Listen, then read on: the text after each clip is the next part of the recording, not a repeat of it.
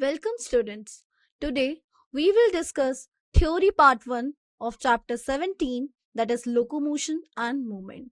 In today's session we will cover NCERT section 17.1 and 17.2. This is disclaimer. So this is our learning objectives for today. We will understand the difference between movement and locomotion in living organisms. We know that movement is any change in the position of a body part like blinking or bending your arm, while locomotion means moving the whole body from one place to another. So we will discuss about it in details in our today's session. Then we will compare skeletal muscle, cardiac muscle and visceral muscle by its structure and function. Then we will study skeletal muscle structure, focusing on actin, myosin and sarcomeres. Finally, we will learn muscle contraction mechanism through sliding filament theory, including calcium ion release and ATP roles. So this is our learning objectives for today. Now, this is our index. So we will start with types of movement, and this will cover 17.1 section of your NCERT. Then we will start with muscle, and it will cover 17.2 section of your NCERT. It has one subsection, that is 17.2.1, which is structure of contractile proteins. So you can say that these are like tiny machines inside muscle cells that actually make movement possible. So this is a subsection of muscle, which is 17.2. Now we will bind up the chapter with summary. Then we will solve some NCERT based question to check if we understood the fundamental concepts of this chapter. Then we will end this session with keynotes and interesting questions. Let's start with movement. Movement is a key feature that helps us identify living things. It's something that all living organisms, from smallest bacteria to the largest animals, have in common. So we will explore what movement means and why it's important for life. Notice here that movement is described as the fundamental feature of life. This means that if something can move in some way, it's likely to be alive. Think about how even plants, which seem still, show movement at cellular level. Now, movement is one of the main signs scientists look for when deciding if something is living. Now, let's define movement more precisely. It's the act of changing place or position by one and more parts of the body. For example, when you wave your hand or even just blink, that's movement. It's not just about walking or running. It's like any change in position, even inside a single cell, counts as movement.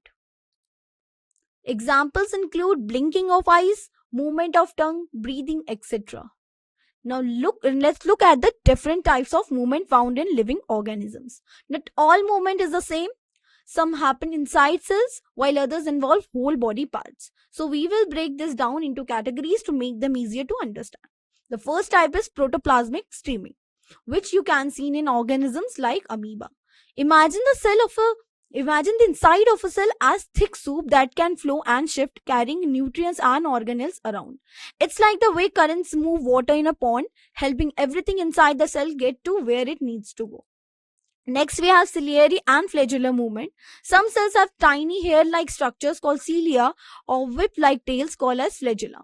These structures beat or wave to help the cell move, kind of like how oars move a boat through water. For example, the cells lining up your windpipe use cilia to move mucus out of your lungs. It also includes movement of body parts, that is limbs, jaws, eyelids.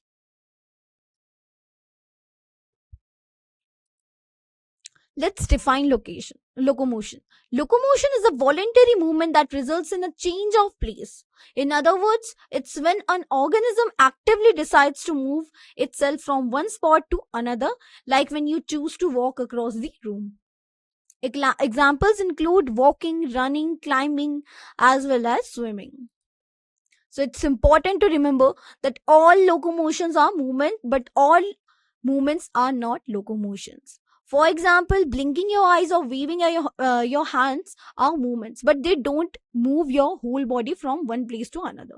So, locomotion is a special type of movement that actually changes your position. Take a look at this figure showing locomotion.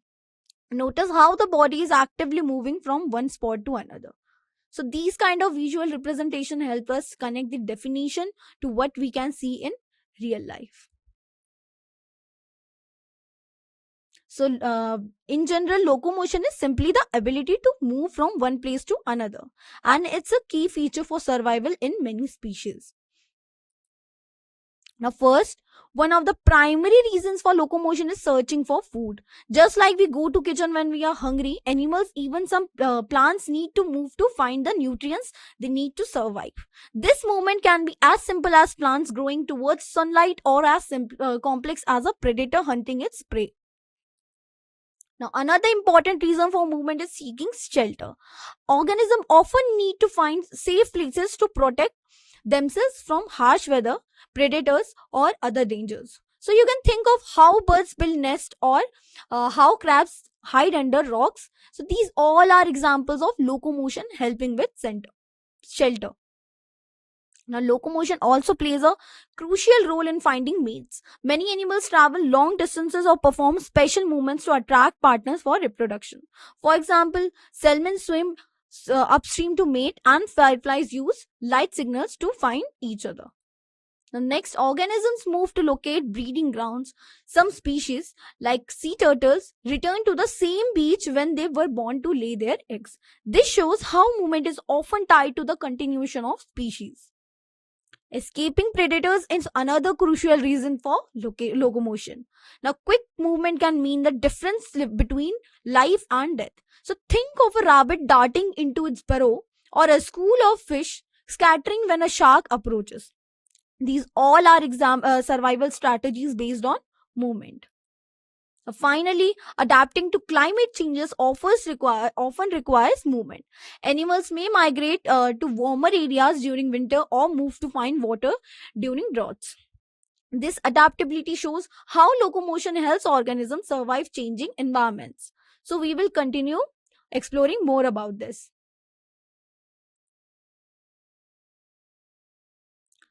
So there are mainly three types of movements. The first type is amoeboid movement. Imagine how an amoeba, a single cell organism, moves by changing its shape and flowing its cytoplasm, almost like a blob of jelly spreading out. In our bodies, certain cells like WBCs use the same method to move through tissues and fight infections. Next, we have ciliary movement. Think of it like tiny hair-like structures called cilia, which beat in coordinated waves. For example, in our respiratory tract, cilia help sweep dust and microbes out of our airways, much like a row of oars moving a boat through water. The third type is muscular movement. This is a kind we are most familiar with, using muscles to move our arms, legs, and other parts of the body. So muscles contract and relax, allowing us to walk, run, and perform all kinds of activities, just like the engine in a car powers its movement. So here you can see illustration that summarizes these three types of movement. Here notice how each movement is suited to organisms' need and environment. Understanding these differences help us appreciate the diversity and adaptability of life. Now let's focus on amoeboid movement, a fascinating way that certain cells and organisms move. The term amoeboid comes from the movement style of the amoeba. But as we will see, it's not just amoeba that use this kind of method. Let's explore more about this. First, notice that amoeboid movement is performed by structures called as pseudopodia, which literally means false fruit. These are temporary projections formed by the streaming of the cell's internal material, or we can say protoplasm. So you can think of it like a blob of jelly slowly oozing forward by pushing out parts of itself. Now let's look at what's happening inside the cell. Cytoskeleton elements, especially microfilaments, play a key role in this movement. Imagine microfilaments as tiny scaffolding or ropes inside the cell that help in change shape or push out those pseudopodia. To make this more concrete, let's look at some examples of where amoeboid movement occurs. One important example is the movement of macrophages and leukocytes, which are types of WBCs in our blood. These cells are amoeboid movement. They use amoeboid movement to chase down and engulf pathogens, acting like the body's security guards patrolling for invaders. Now, of course, the classic example is the amoeba itself. Amoeba are single cell organisms that move and feed by extending their pseudopodia, make them a textbook case for this type of movement. Here you can see an image that which is illustrating amoeboid movement. Here you can see how the cell extends its pseudopodia to move forward. Okay, and here you can also see different parts of the different parts in the cell. Here you can see cortex, which is the outer cytoplasm containing actin, major actin network. Then you can see inner cytoplasm, which contains gel with actin subunits, and this extending pseudopodium is all which is responsible for the movement. Let's focus on ciliary movement, which is fascinating way that certain cells help move substances in our bodies. The title here sets the stage for understanding how tiny structures called cilia play a big role in keeping us healthy. Let's start by looking what cilia actually are. Cilia are like tiny hair-like outgrowths that stick out from the surface of some cells, especially those lining our airways and reproductive tracts. So you can imagine them as little brushes or oars that help sweep things along the surfaces of tissues. Here you can notice how the cilia don't just move randomly. They work together in a coordinated way, almost like a crowd doing wave at a stadium. So the synchronized movement is what allows them to effectively move substances such as mucus or eggs across the surfaces of tissue. To make this more concrete, let's look at some real life examples of where ciliary movement is important for our bodies. First, think about trachea or windpipe. The cilia lining it help remove dust particles and other debris from the air you breathe. So it's like having a built-in cleaning crew that sweeps out unwanted particles to keep your lungs clear. Another important example is the female reproductive system. Here, cilia help move the ova or eggs through the fallopian tubes. So you can picture this like a conveyor belt gently carrying the egg along its journey towards the uterus. So here you can see what causes ciliary movement. This back and front beating of cilia, which is connected to basal body, leads to ciliary movement. Let's look into muscular movement, which is a key part of how living organisms move. This topic is important because it helps us understand how our bodies and bodies of other animals are able to perform all sort of actions. Now, notice that muscular movement involves the contraction of muscles. You can imagine muscles like elastic fibers, or we can say bands. When they contract, they pull on bones or other structures, causing movement. And this contraction is the basic action that allows us to move any part of our body. Now, muscular movement is responsible for most of the complex movements we see in multicellular organisms. So, whether it's walking, running, or even smiling, muscles are behind it all. So, think about how many different ways you can move. So, say thanks to the coordination of your muscles. Now, let's look at some examples. For instance, moving your limbs, chewing with your jaws, or speaking with your tongue, all these relies on muscular movement. Every time you wave, eat, or talk, your muscles are working behind the scenes, just like a team of workers, making sure everything runs smoothly. In fact, muscular movement is the primary movement type for locomotion in higher vertebrates like mammals, birds, and reptiles. This means that for all animals with backbones, muscles are the main way they get from place to place. So you can think of how a cat jumps or a bird flies. Muscles make all of that thing possible. Here you can see the image that illustrates muscular movement in action. Notice here how the muscles are shown working together to create a movement. So let's start our discussion on muscles, which will cover 17.2 of your NCRT. These are essential for movement in our bodies. So we will explore what muscles are and why they are so important for locomotion and movement. So let's look at what muscles actually are. They are specialized type of tissue that come from the mesoderm, which is one of the three primary layers in early development. So think of the mesoderm as the construction crew that builds many of our body systems, including muscles. Notice how significant muscles are in our bodies. They make up about 40 to 50% of our total body weight. That means almost half of what you weigh is muscle. So this shows just how important muscles are for everything we do, from standing up to carrying a backpack. Next, let's talk about the unique properties that make blood tissue special. These properties are what allow muscles to do their jobs so effectively. We will go through each one step by step to see how they help us move. The first property is excitability. This means muscle can respond when they get a signal from a nerve. So it's like when you get a text message and immediately react. Muscle listens for signals from the nervous system and gets ready to act. The second property is contractility.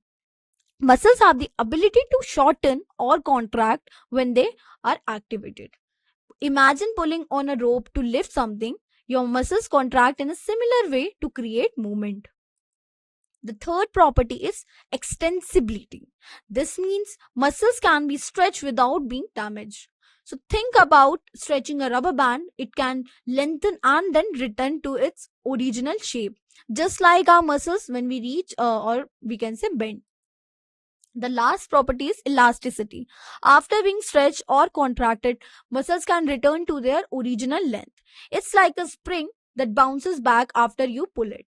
These four properties together make muscles perfectly suited for movement. Let's talk about different types of muscles in our body. We know that muscles are essential for movement, but not all muscles are the same. So we will look at how they differ and where they are found, how they look, and what they do. So you can think of muscles as specialized workers, each with their own unique job in the body. So let's examine the table comparing skeletal, visceral, and cardiac muscles. Notice how skeletal muscles are attached to the bones and help us move voluntarily, like when you decide to pick up a book. Visceral muscles, also called as smooth muscles, are found in the places like your gut and work automatically to move food all along. So you can think of them as the conveyor belts of your digestive system.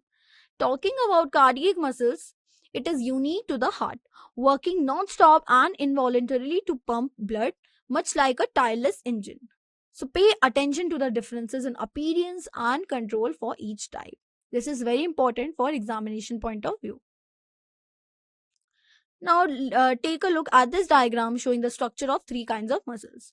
Notice the striations in skeletal and cardiac muscles, which look like stripes, while smooth muscles lack these stripes. Cardiac muscles is also branch, which helps it work efficiently as a team to keep your heart beating. So these kind of visual representation helps us connect the structure of each muscle type to its function in the body. Let's talk about skeletal muscle, which is a key part of how our bodies move. Skeletal muscles work closely with our bones to help us perform everyday actions like walking, running, or even just picking up a pencil. So you can think of a skeletal system as the frame of a puppet, and the muscles are the strings that move with it. Let's talk in detail.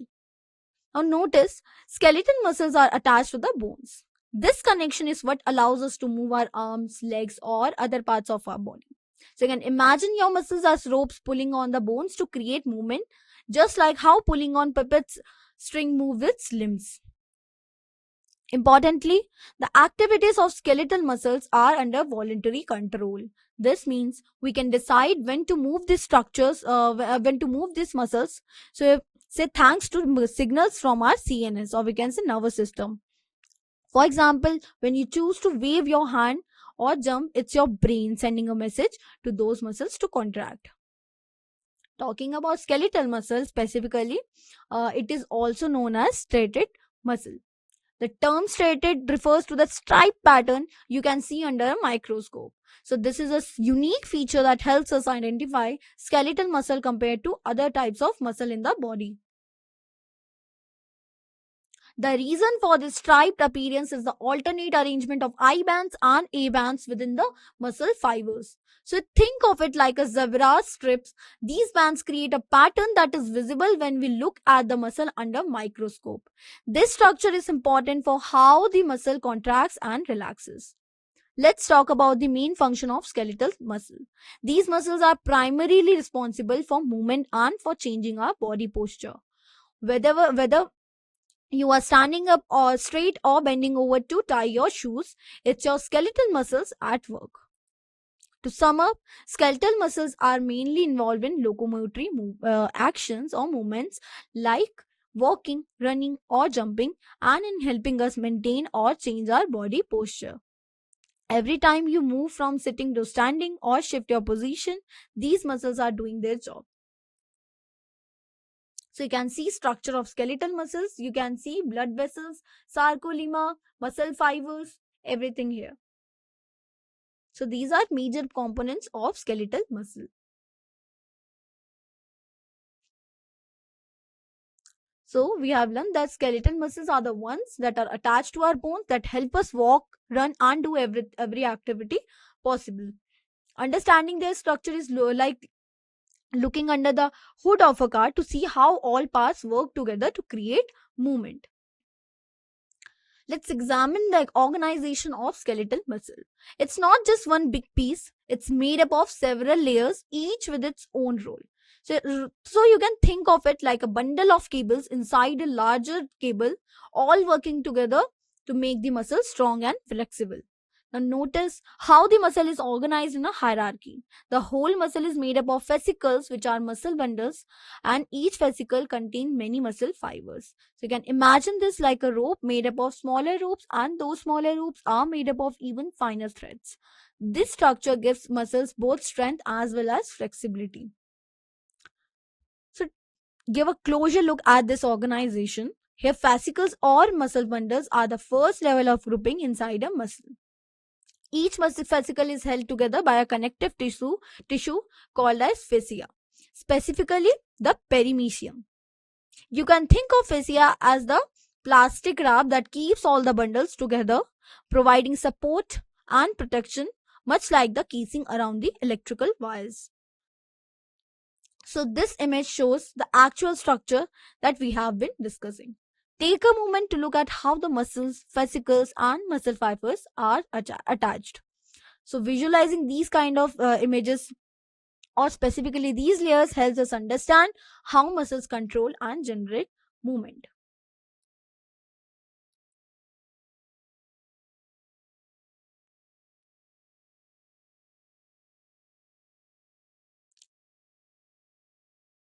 Let's look at this organization of skeletal muscles, specifically the muscle fibers.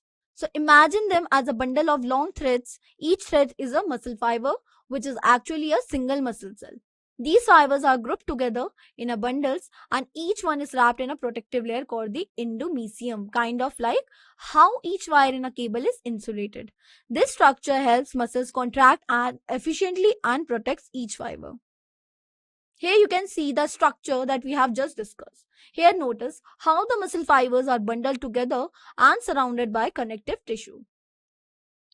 So these kind of visual representations help us connect the idea of muscle organization to what it actually looks like inside our bodies.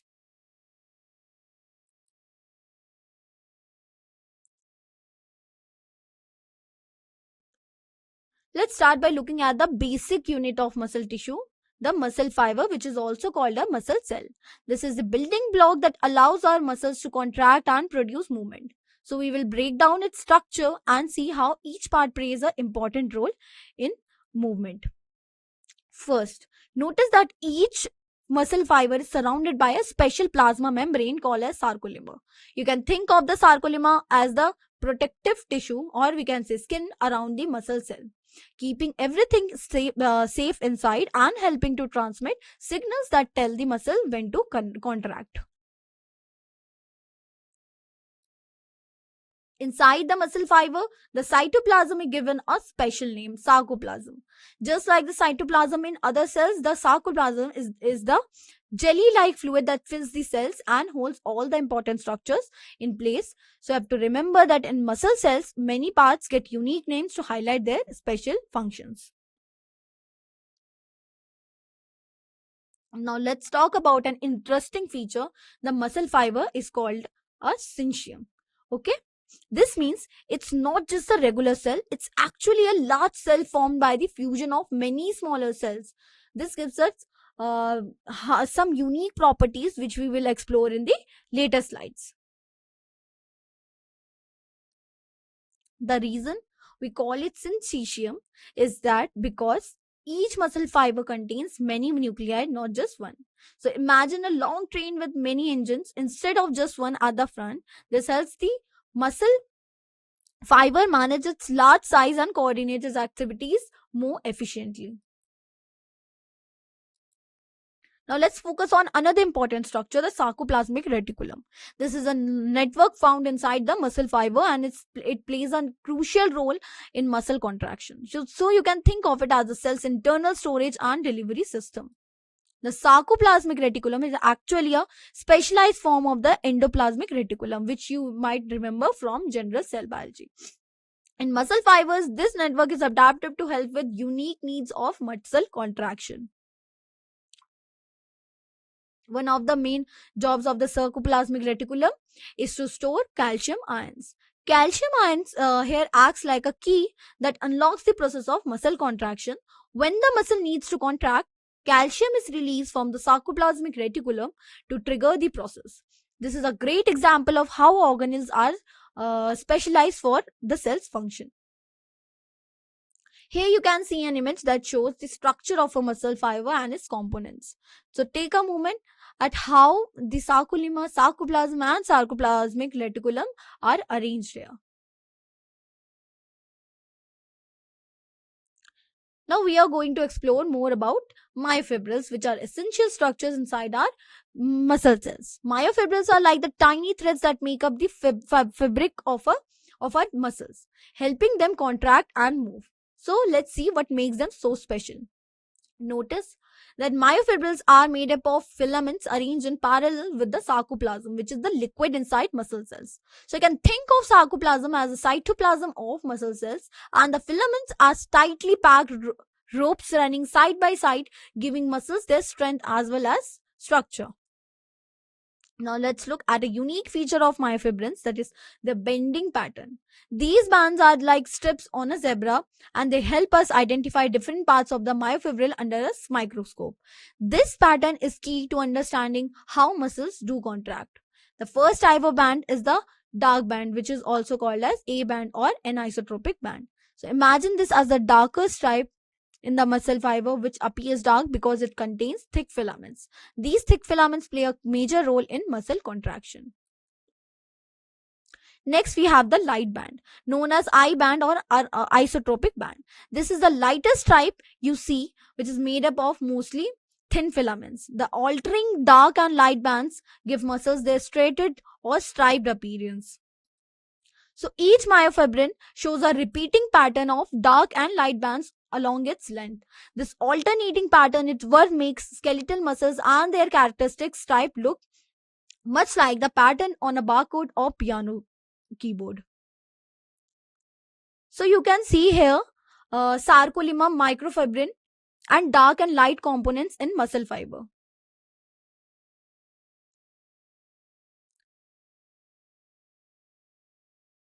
Now let's examine what microfibrils are made up of. Each microfibrin contains two main types of protein filaments. These filaments are like the two main ingredients in a recipe that work together to create muscle movement. So we will look into these two types and see how they differ. Here you can see a comparison between actin and myosin. Actin filaments are like they are thin like fine threads and make up the light bands, also called as I bands. So myosin filaments are thick like sturdy ropes and form the dark bands known as A bands. Imagine actin and myosin as two types of ropes in a tug of war, each playing a unique role in muscle contraction. Take a look at this diagram, which shows the arrangement of actin and myosin filaments inside the myofibrin. Here, notice how the thin and thick filaments are organized in a repeating pattern, creating the striped appearance of muscle fibers. This structure is a key to how our muscles contract and produce movement. Now let's explore more about the different zones found in a myofibrin, which is the basic unit of muscle fiber. Understanding these zones helps us see how muscles contract and relax, much like how the parts of a machine work together.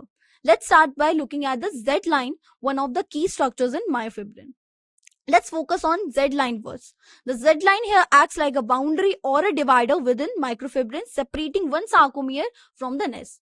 So you can think of it as the fence posts in a long fence marking the start and end of each section. Notice that the Z line is actually an elastic fiber that cuts right through the middle of each I band.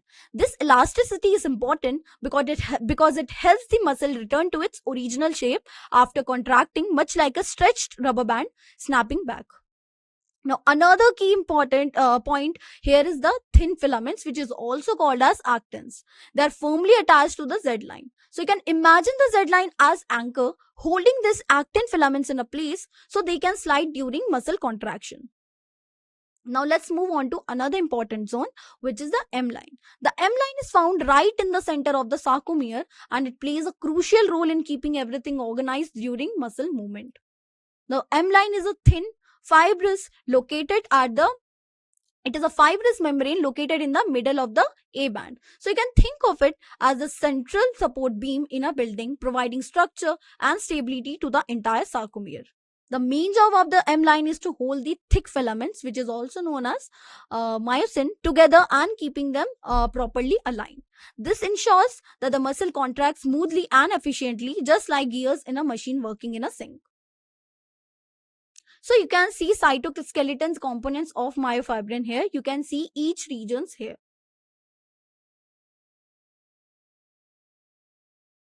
Let's start with H zone.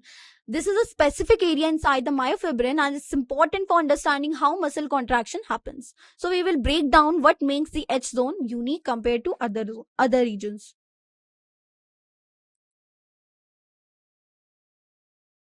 Notice that the H zone is described as the lighter region in the middle of the A band. So you can think of it like a lighter stripe in the middle of a darker band when you look at muscle fibers under a microscope. This difference in color helps scientists identify H zone very easily.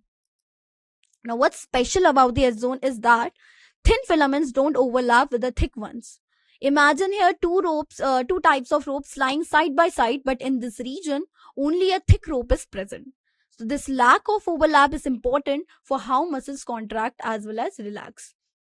Now let's talk about sarcomere. Sarcomere is the basic unit of myofibrin, kind of like a single brick in a wall. Understanding the sarcomere helps us see how muscles are organized at the microscopic level.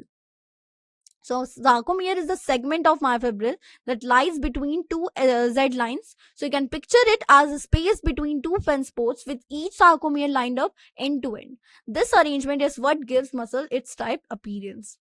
The sarcomere is also known as the functional unit of contraction in muscle. This means it's the smallest part of the muscle that can actually contract and produce movement. When all the sarcomeres in a muscle fiber contract together, that's what causes the whole muscle to shorten and move. So we have already talked about this diagram in our earlier slide. Now let's start by looking at very important two proteins in our muscles, that is actin and myosin. These are contractile proteins because they are directly responsible for making our muscles move. So you can think of them as the main workers in a factory that produces movement in our bodies. Now let's talk about why actin and myosin are given this special name. The reason is closely tied to the unique roles in muscle fibers. So we will break down exactly what makes them so important. First, notice that actin and myosin are the main proteins found in the muscle fibers. Just like flour and sugar are the main ingredients in a cake, these two proteins are the essential building blocks for muscle structure as well as function. But it's not about being present. They actually work together to create force and make muscles contract. Imagine them as two hands pulling on a rope. When they interact, they pull the muscle fibers closer together, causing movement. This teamwork is what allows us to walk, run, and even smile. Let's look at the structures more closely. Actin is a heterotrimer, which means it is made up of three different proteins, that is F-actin, tropomyosin, and troponin. You can think of this a team with three different players, each with a special job. Myosin, on the other hand, is a homopolymer, and it is made up of repeating meromyosin units like a chain made up of identical links. This difference in structures help them perform their specific roles in muscle contraction. Here is an image that shows the structure of actin and myosin. Take a moment to observe how these proteins are organized within the muscle fiber. Visualizing these kind of arrangement will help us understand how they interact during muscle contraction.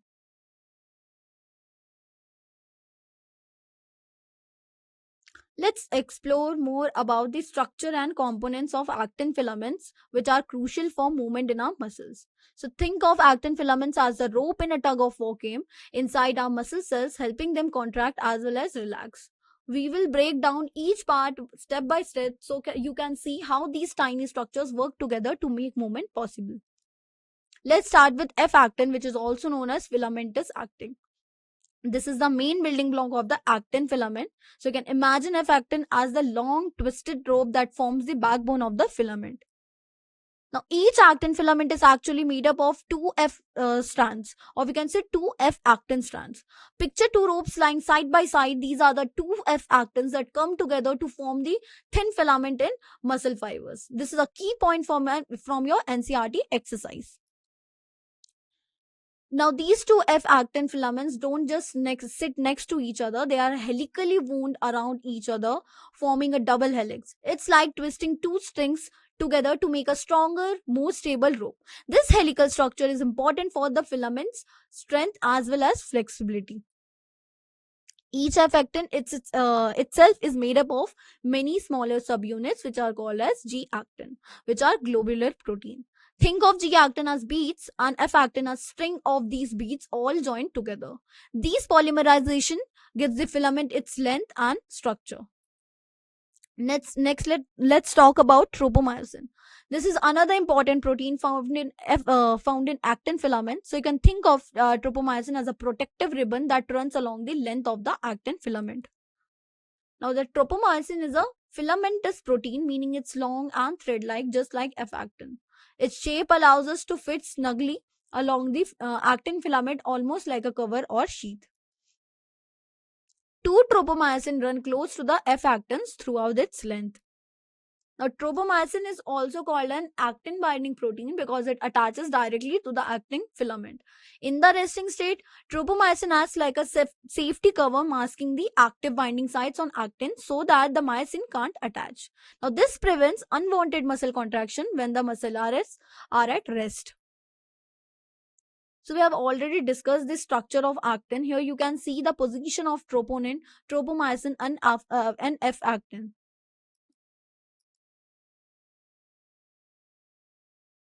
So till now we have learned that actin filaments are like the scaffolding inside our muscle cells, helping them contract and move.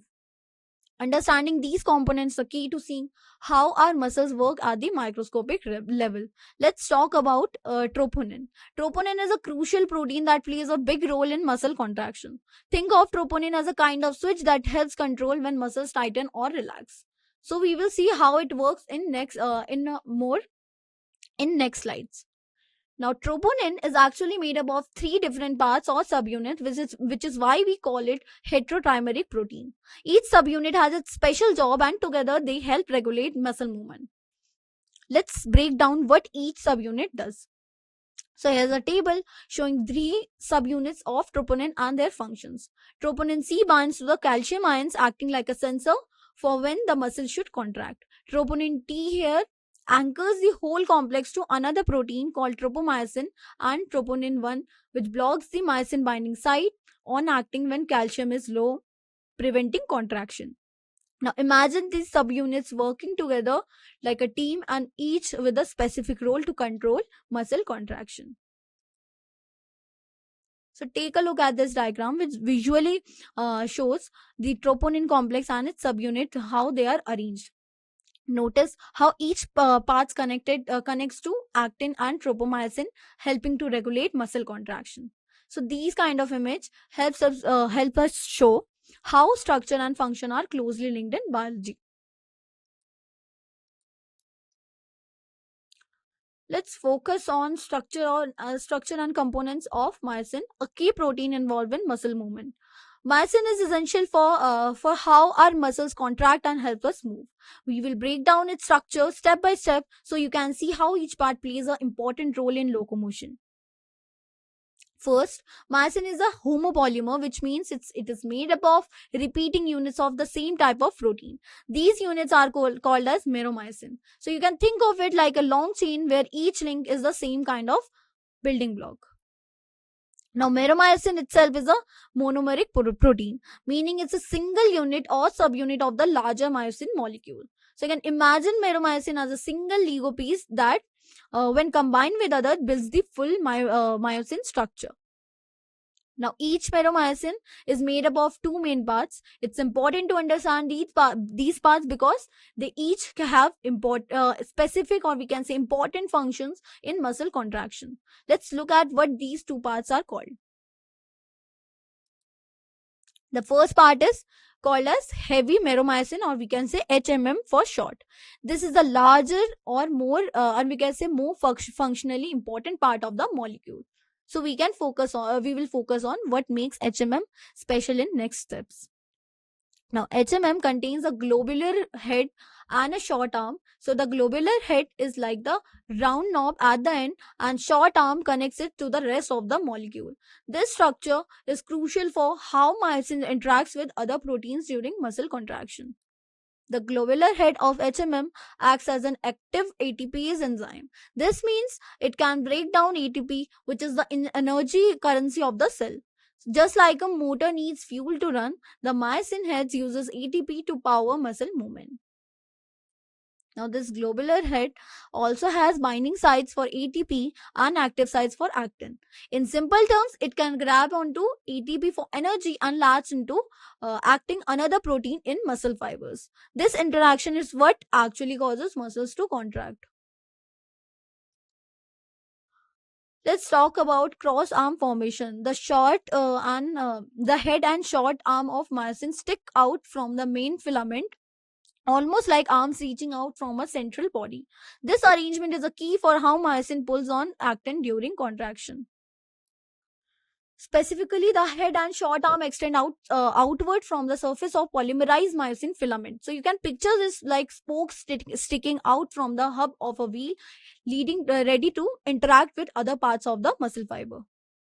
These projections appear at regular distances and angles from each other, forming what we call it as cross arms. This regular pattern ensures the myosin head can efficiently grab and pull on actin, much like synchronized rowers in a boat.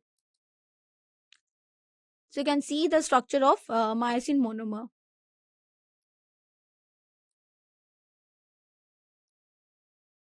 Let's focus on the second major part of myosin, which is called as light meromyosin, or LLM in a short. Think of myosin as having different sections, each with a specific job. LLM is one of those important sections that we will see what role it plays in overall structure. Notice that LLM forms the tail portion of the myosin molecule. So you can imagine myosin like a golf club where the tail is the long handle. This tail helps anchor the myosin in place within the muscle fiber, providing stability. Now, another key function of LLM is to provide structural support. Just like the frame of a building keeps everything upright, the LLM helps maintain the shape and alignment of the myosin molecule. This support is crucial for the muscle to work efficiently during contraction.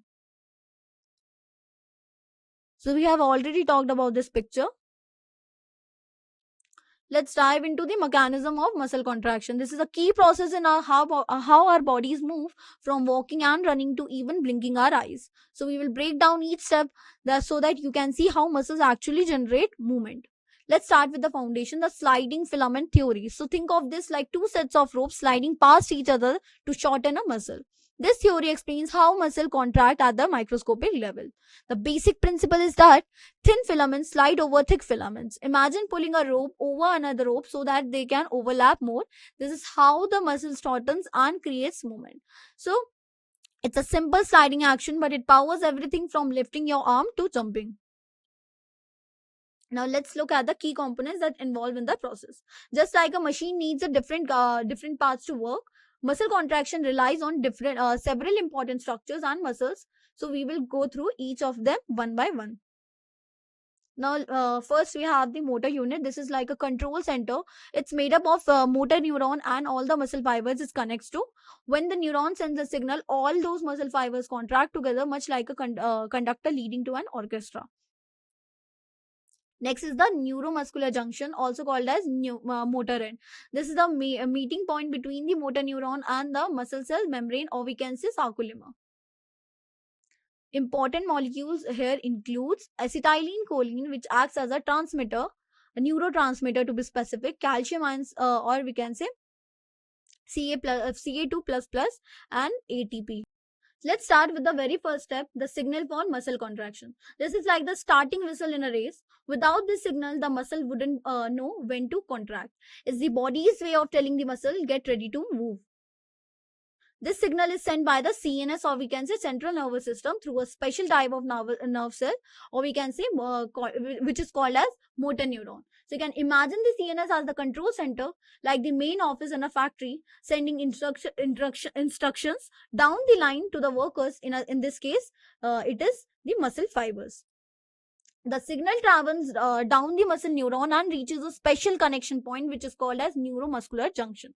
This junction is like a relay station where the nerve meets the muscle. It's the critical spot where the message is handed off from the nervous system to the muscle itself.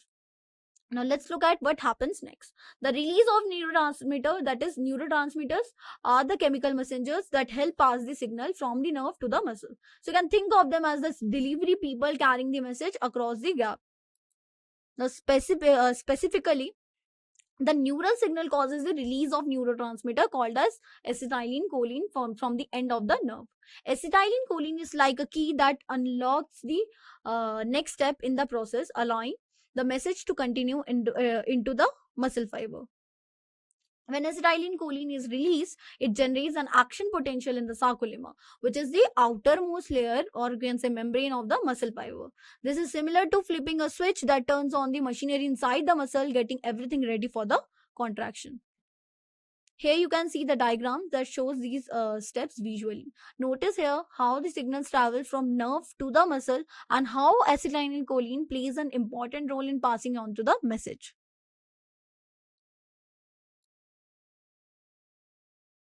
Let's dive into the mechanism of muscle contraction, focusing on sliding filament. Let's start with the action potential. This is like an electrical signal or a message that tells the muscle it's time to contract. Just like flipping a light switch sends electricity to a bulb, the action potential is a signal that starts the whole process. Notice that the action potential is generated in the sarcolemma, which is the outermost layer of the membrane of the muscle fiber. So you can think of sarcolemma as the skin of the muscle cell, where the signal first appears before spreading inside. Now, this electrical signal doesn't just stay in one spot. It spreads throughout the entire muscle fiber, kind of like how a wave travels across a pond when you throw in a stone. So this ensures that the whole muscle fibers get the message to contract at the same time. Now let's talk about the calcium release. Calcium here acts like a key that unlocks the machinery inside the muscle cell, allowing contraction to happen. Without calcium, the muscle would stay relaxed, so this step is very crucial. Now the action potential travels down into the muscle fiber and reaches the sarcoplasmic reticulum, which you can imagine as a storehouse, or we can say warehouse, for calcium ions. When the signal arrives, it tells the warehouse to open its doors and releases calcium into the cell. Now, as a result, calcium ions flowed into the sarcoplasm, which is the fluid inside the muscle cell. This sudden increase in the calcium is what triggers the next steps in the muscle contraction, setting up the stage for the muscle fibers to slide past each other and shorten. So, we have already talked about this diagram. Now let's start with the first key step, that is unmasking of active sites. Imagine the muscles as a locked door, and for contraction to happen we need to unlock it. This step is all about preparing the muscle fibers so that the machinery inside can start working. Now notice that how increased calcium ions bind to specific part of the troponin protein, or we can say troponin C. So you can think of calcium as a key that fits onto a lock. When it binds to troponin C, it sets off a chain reaction inside the muscle cell. This is a crucial trigger for the next steps in the muscle contraction. Now once calcium binds to troponin C, it causes the entire troponin complex to change its shape. Now you can picture this like a switch being flipped, or we can say lever being pulled. Which then allows other parts of the muscle machinery to move into action. So this conformational change is essential for the next step. As a result of this shape change, the myosin binding sites on the actin filament are exposed. It's like pulling back a certain to reveal a stage now. That is, the myosin heads can attach to actin and start the contraction process. This exposure is what actually allows the muscle to contract and generate force. So here you can see that how these molecular changes happen. Now here notice that the binding sites become accessible, and the proteins here interact. So visuals like this helps us connect the steps that we have just discussed. So you can see different steps, how actin myosin binding is taking place, how it leads to formation of cross bridge, how it further leads to power stroke, which is sliding, or we can say rotation, and further it leads to detachment, or we can say a breaking of cross bridge. So you can see different stages of cross bridge formation in this diagram.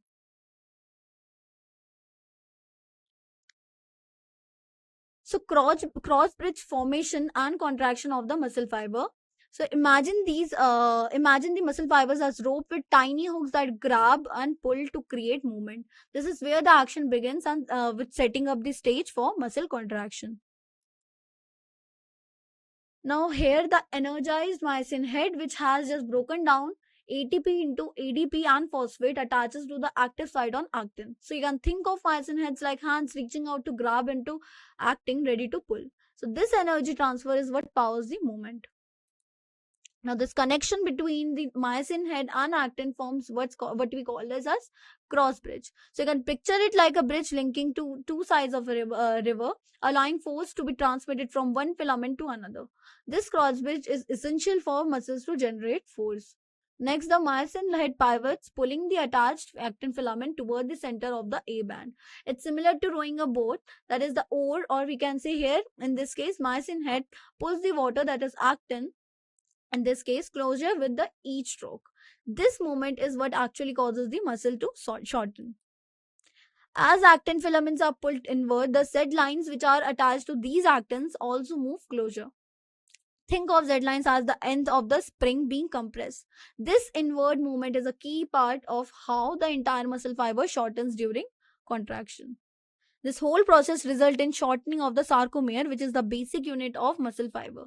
In other words, the muscle contracts, and you have to remember, when many sarcomeres contract together, the whole muscle shortens and produces movement like flexing your arm. So we have already discussed about the diagram. So what happens to the sarcomere, the basic unit of muscle contraction, when a muscle contracts? So you can think of sarcomere as a tiny segment in a long chain, like a single link in a bracelet. So we will break it down how it happens.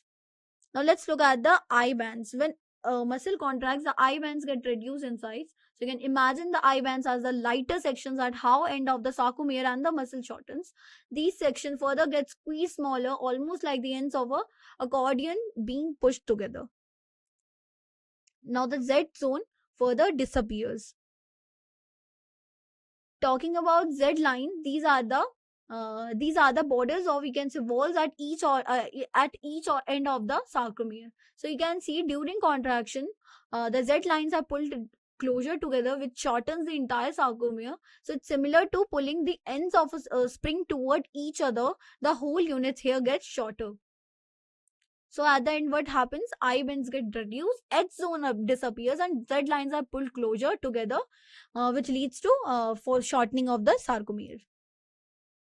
Interestingly, the length of A band stays the same throughout the contraction. So the A band represents the region with thick filaments, and even as the sarcomere shortens, this part doesn't change in length. So this tells us the filaments themselves don't shrink, instead they slide past each other. So you can see pictures showing sliding theory of muscle contraction, which is the movement of thin filaments and the relative size of the I and edge zones. This diagram is very important. Let's look at the reason behind of calling it sliding filament theory. So energy here is used to slide actin filaments over myosin filaments inside muscle cells. So you can imagine two sets of ropes sliding past each other, and this movement is what causes the muscle to contract. So it's not the filament themselves getting shorter, but the sliding that brings about contraction. Now, the sliding movement causes the sarcomere, that is the basic muscle unit, to shorten without the filament themselves changing in length. Now, this sliding action is what actually produces tension and movement in our muscles. When the filaments slide, the muscle contracts, allowing us to move our arms, legs, or any parts of our body. So you can think of it like pulling on a rope to lift a weight. The tension created it, what allows movement to happen. So we have already discussed about this diagram. So let's look at how muscles contract at microscopic level. The process involves a series of steps that allow our muscles to shorten and generate force, which is essential for all types of movement from walking to picking up objects. So we will focus on the final stages of the cycle, which are crucial for resetting the muscle so it can contract again. The next step and the last, you can say, detachment. Think of this like a rower letting go of the oar after a stroke. So this the myosin head here, which is attached to the actin filament, needs to go so the cycle can repeat. This detachment is a key part of how muscles avoid getting stuck in contracted state.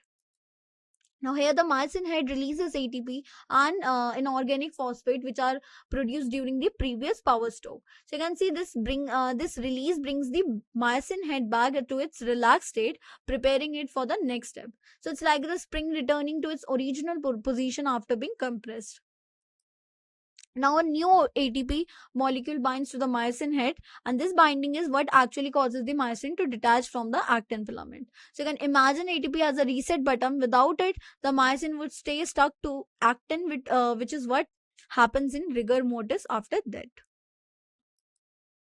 The next phase is called as reset. After detachment, the muscle needs to get ready for another contraction. This is similar to winding up a toy. Before you let it go again, the system needs to get re-energized.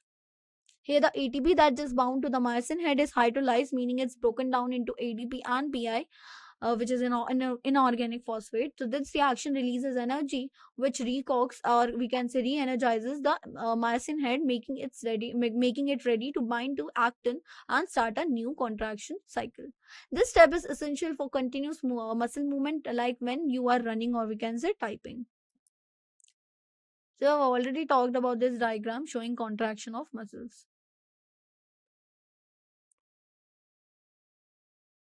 So muscle relaxation continues until calcium ions, or we can say Ca2++, are pumped back into a special storage area in the muscle cell called as sarcoplasmic cisternae. You can imagine the sarcoplasmic cisternae as the storehouse or we can say storage closet that keeps calcium ions locked away until they are needed again. This removal of calcium is a key trigger for the muscle to relax. Now there is less calcium available in the muscle cell. Specific changes start to happen. Now notice calcium acts like a key that unlocks muscle contraction. So when it's taken away, the process reverses. Let's see what happens next as calcium ions level drops. With less calcium ion around, the calcium ions are released from the protein. We can call it as troponin, specifically from the C subunit. Yeah, it means troponin C. So you can think of troponin as a switch that controls whether the muscle can contract or not. When muscle leaves, this switch turns off the contraction process. Now, as a result of calcium leaving troponin, the binding sites on actin filaments where myosin would normally attach get covered up again. So it's like putting a cover back on a plug socket so nothing can connect. This prevents further muscle contraction. With the binding sites marked, the muscle's internal structures start to return to normal. The Z lines, which are like the end posts of the muscle unit, move back to their original positions. So, this is similar to stretching a spring and then letting it go. It snaps back to its starting point. All these changes together signal that the muscle fiber is now relaxed. The muscle is no longer tense, or we can say contracted, and it's ready for the next movement. This relaxation is essential for smooth controlled motion in our bodies. So we have already talked about this diagram. Let's talk about muscle fatigue, which you have might have experienced after certain or weekends after intense workout or physical activity. It is when your muscles feel tired or can't work as uh, it used to. So let's explore more about it.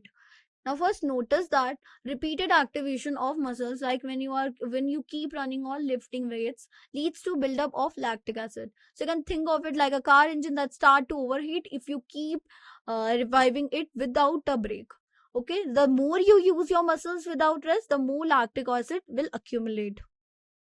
Now, but why this happens? This happened due to anaerobic breakdown of glycogen. As a result, the ability of your muscles to contract get reduced. So you can imagine try to squeeze a sponge that's already been squeezed many times. It just doesn't work as well. This is why your muscles feel weak, or we can say shaky after a lot of exercise. So here you can see image that illustrates the process of muscle fatigue. Notice here how the buildup of lactic acid and the reduced muscle contraction here are shown.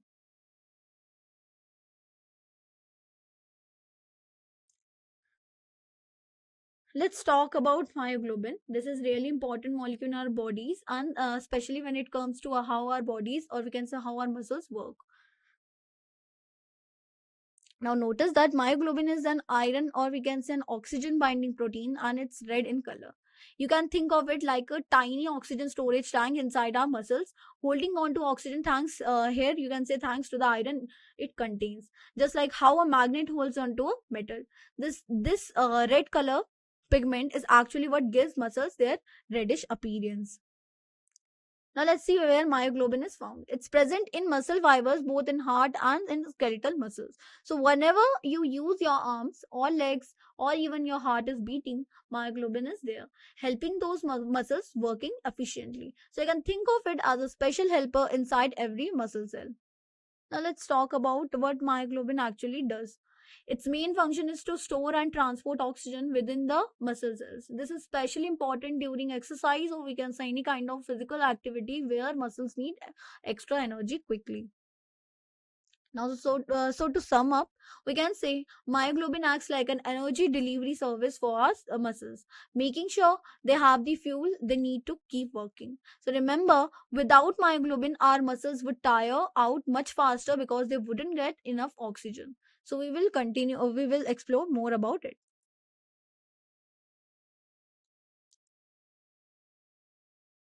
Now let's look at type of muscle fiber in our bodies.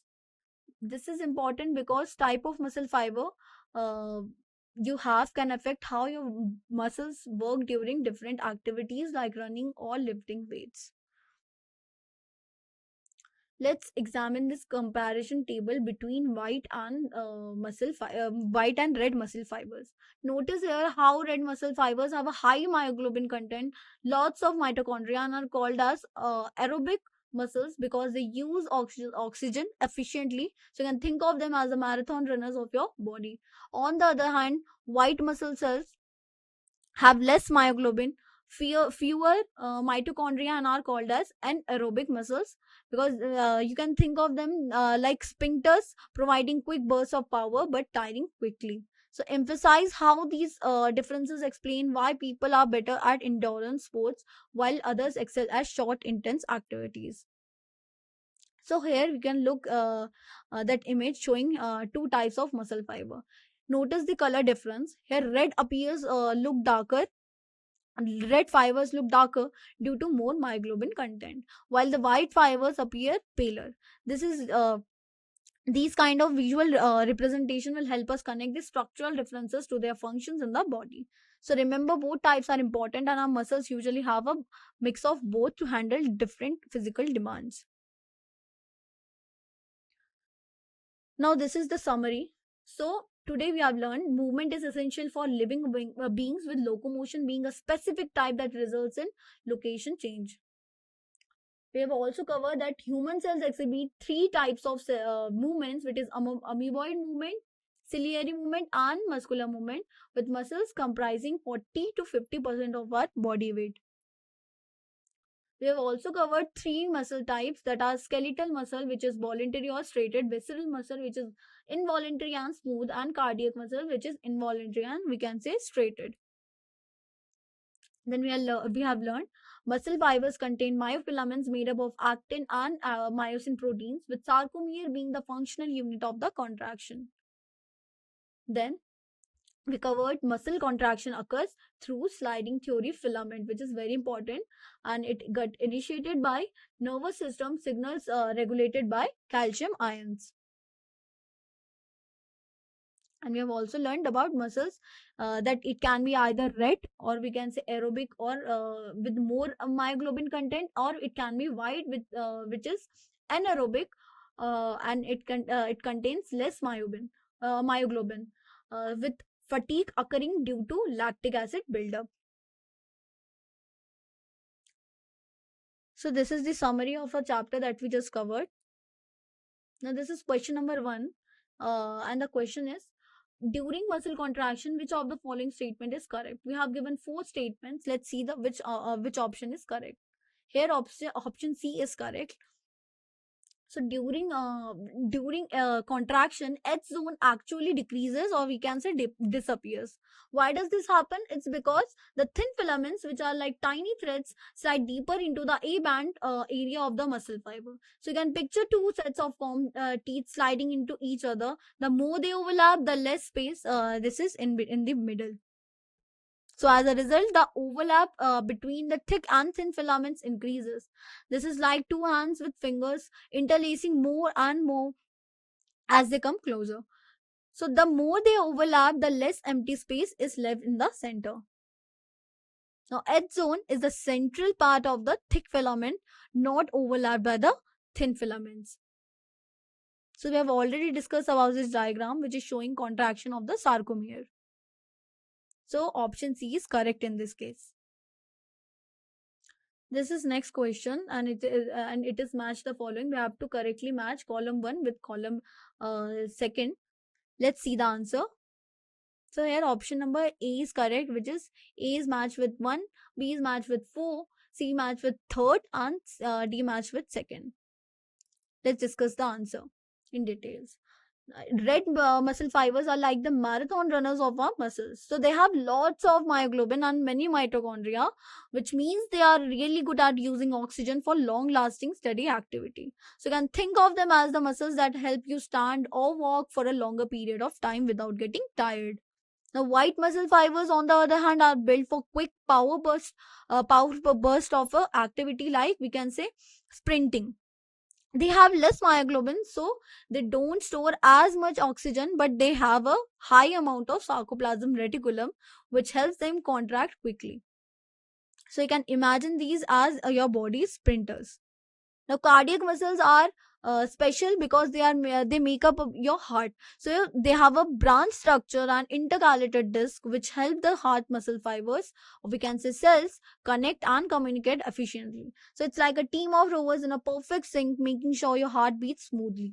Now, smooth muscles are found in the walls of hollow organs like your stomach, or we can say intestines. They work together automatically to move things throughout your digestive system and other internal pathways. So you can think of them as the conveyor belts inside your body, always working behind the scenes. So here in this picture, you can see the structure of red muscle, white muscle, cardiac muscle, skeletal muscle, and visceral muscle. This is question number 3, and this is also match the following type, and we have to correctly match column 1 with column 2. Let's see the correct answer. So here option number B is correct, which is A matches with B 2, B matches with 3, C matches with 1, and D matches with 4. Let's see the answer in detail. First, troponin. Troponin acts like a safety lock on the muscle's machinery. In a relaxed muscle, it covers or marks the binding sites on actin, preventing contraction until it's time for the muscle to work. It's like putting a cover over a switch so it can't be returned on accidentally. Next, tropomyosin. This protein runs alongside the actin filaments, almost like a rubber ribbon, or we can say ribbon running along a rope. So it helps stabilize the structure and also plays a key role in blocking the binding sites, working closely with troponin. Now, F-actin is a long chain made up of smaller units called as G-actin monomers. So you can think of it like a string of beads, where each bead is a G-actin and the whole string forms the filament that muscles use to contract. Finally, meromycin. This is a part of myosin molecule and it has two main parts, which is HMM, that is heavy meromycin, and light meromycin, which is LLM. So you can imagine it like a two-part tool where each part has a specific role in helping the muscle contract. So you can see the figure of actin, which is thin filament, and myosin monomer, which is thick filament, or we can call it as meromycin. So these are some interesting facts about this chapter. First one is about 40 to 50% of an adult human's body weight is made up of muscles. Then the heart's cardiac muscles are striated in appearance but work involuntarily. Third fact, each muscle fiber contains multiple nuclei and is considered as syncytium. Fourth, a red pigment called as myoglobin gives some muscles their reddish appearance. A signal from one motor neuron can cause multiple muscle fibers to contract simultaneously. Then we also talked about muscle fatigue, which occurs due to lactic acid accumulation from anaerobic breakdown of glycogen. So this is all about the interesting facts about this chapter. These are some interesting questions for you to solve so that you can see how much you understood the fundamental concepts of this chapter. So you can take screenshot of it and solve it later. Thank you so much for your attention. I hope this lesson was helpful. Thank you so much.